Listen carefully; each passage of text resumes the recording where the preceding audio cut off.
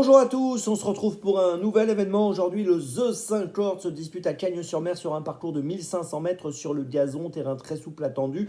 Ils sont 16 à s'affronter, ce sont des chevaux de 4 ans et plus. Une course très ouverte, beaucoup de possibilités dans ce rendez-vous, même si j'ai l'impression qu'on a une ligne intéressante qui peut nous aider à trouver la solution.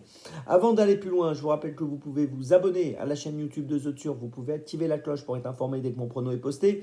N'oubliez pas non plus le jeu responsable, les mentions qui sont en bas, ici c'est important. Et puis le jeu responsable, vous le savez, c'est un choix en 6 que je vous propose tous les jours afin d'optimiser vos mises et vos paris aux E5, aux jeux simples, aux jumelés, aux trios, etc. Un petit mot sur Dans mes jumelles, où j'ai eu de bons résultats hier, 4 partants, 4 gagnants, du 100%. J'espère que vous avez pu en profiter. Donc n'hésitez pas à consulter l'épisode du jour à la fin de cette vidéo avec un lien direct. Et sinon, rendez-vous sur la chaîne YouTube de The Turf ou sur les réseaux sociaux de The Turf. Allez, on démarre pour ce The 5 avec en tête un cheval qui me semble incontournable, le numéro 7, Tumbler, qui vient de finir 3e à Cagnes-sur-Mer sur ce parcours des 1500 mètres. Il a fourni une bonne fin de course ce jour-là pour prendre cette 3e place. Ses 10 dernières sorties, c'est 7 fois dans les 5. Il est monté par Stéphane Pasquier. Voilà, il a vraiment un bon profil pour s'illustrer dans cette épreuve. J'en attends vraiment une belle performance. Je le place en tête sans hésitation. En deuxième position, j'ai placé le numéro 4, Rockboy, qui lui aussi a couru le prix Charles Gesto le 20 janvier dernier à Cagnes-sur-Mer sur ce parcours. Il a terminé deuxième, donc devant Tumbler. C'était sa rentrée, il n'avait pas couru depuis le mois d'octobre. Donc la performance est bonne.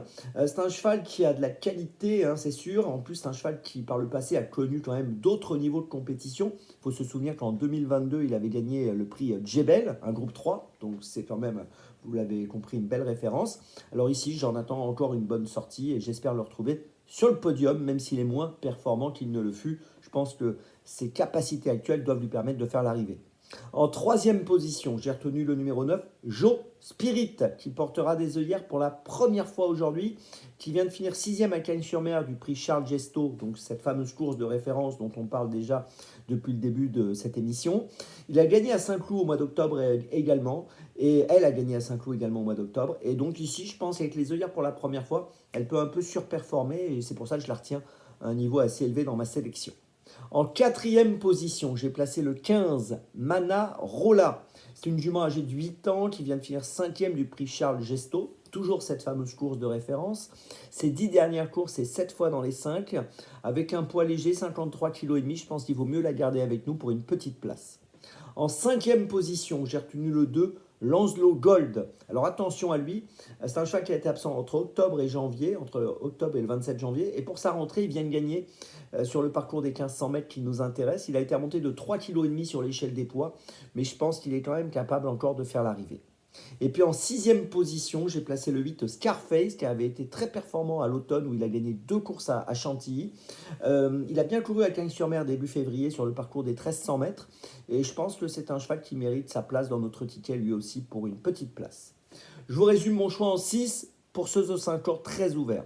Point d'appui quand même les numéros 7 et 4. On s'appuie sur le 7 et sur le 4.